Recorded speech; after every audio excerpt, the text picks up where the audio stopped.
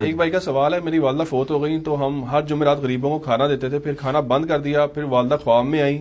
اور وہ بہت کمزور اور نڈھال تھیں، تو وہ مطلب خواب میں یہ کہہ رہی تھی مجھے کھانا دینا کیوں بند کر دیا، تو وہ کہہ رہے اس خواب سے میں پریشان ہوں، کیا کروں، تھوڑا سا رہنمائی کریں۔ پہلی بات یہ ہے کہ میت کی طرف سے صدقہ تو بالکل ٹھیک ہے، غریب لوگوں کو کھلائیں، صحیح مسلم میں حدیث ہے نا، میت کو 3 اعمال کا ثواب ملتا ہے۔ لاکھوں لوگ میرے یوٹیوب پہ یہ ویڈیو کمپلیٹ لیکچرز میں سب سے زیادہ میرا لیکچر اصالہ ثواب والا مسئلہ 74 دیکھا گیا، اس میں نے پوری ڈیٹیلز بتائی ہیں۔ میت کو آپ میت کی طرف سے صدقہ خیرات کرتے رہیں، بالکل کریں، اور اس میں کھانا کھلانا نہیں ضروری ہوتا، کسی غریب بچے کو کتابیں بھی لے کے دے سکتے ہیں، کسی کی فیس جمع کروا سکتے ہیں، یہ سارے کام کریں آپ میت کی طرف سے کریں، لیکن جن کی توندیں پہلے بھری ہوئی ہیں ان کی نہ بھرنے کی کوشش کریں۔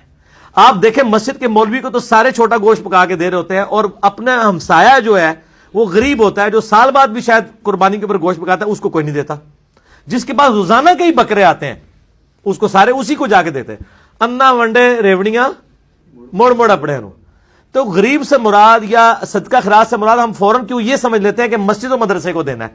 سب سے پہلے آپ کا ہمسائے کا حق ہے۔ صحیح مسلم حدیث ہے کہ اتنی مجھے تاکید دلائی گئی کہ مجھے ڈر گیا کہ جبرائیل علیہ السلام کہیں وراثت میں اس کو حصے دار نہ بنا دیں ہمسائے کو، لیکن ہم کہتے ہیں نہیں، چوتھے محلے میں مولوی نو جا کے دینا ہے، کیونکہ مولوی نے بھی آپ کا ذہن یہی بنایا ہے کہ انہوں نہیں لگنا تو انہوں لگنا ہے۔ ٹھیک ہے، اچھا، اسی میں ضمن سوال آ گیا کہ آپ نے کہا کہ پڑوسی کا پہلے حق ہے، پڑوسی اور رشتہ دار، پڑوسی ورسد رشتہ دار آ جائیں تو رشتہ دار کا پہلا حق ہے، ظاہر اس میں رشتہ دار آ جائیں، رشتہ دار تو پہلے، وہ تو قرآن پاک میں جو ترتیب بتائی گئی اس میں رشتہ دار پہلے نمبر پہ۔ علی بھائی جو خواب میں اس کی والدہ آئی ہیں، اس نے کھانا دینا بند کر دیا، اس کا کوئی آپس میں اور سر یہ کوئی ریلیشن شپ نہیں، میں نے آپ کو کلیئر کٹ بتا دیا، اس کا کوئی ریلیشن شپ نہیں ہے۔ اس طرح کے خواب تو ہندوؤں کو بھی آتے ہیں۔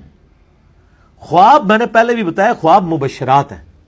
دیکھیں نبی علیہ السلام نے خواب کا لفظ نہیں استعمال کیا، آپ نے فرمایا میری وفات کے بعد غیب کی خبروں میں سے صرف مبشرات باقی ہیں، خواب نہیں کہا، کیونکہ پتہ تھا کہ لوگ ڈاکٹرائن پڑھا لیں گے، خوابہ ہوتا ہی پوری گیم چلے گی، اس کے باوجود چل رہی ہے۔ پھر صحابہ نے پوچھا یہ مبشرات کیا ہیں، تو فرمایا ایسے خواب، سچے خواب جو اللہ تعالیٰ اپنے بندوں کو دکھائے گا۔ مبشرات کا مطلب ہے جس میں خوشخبری دی جائے،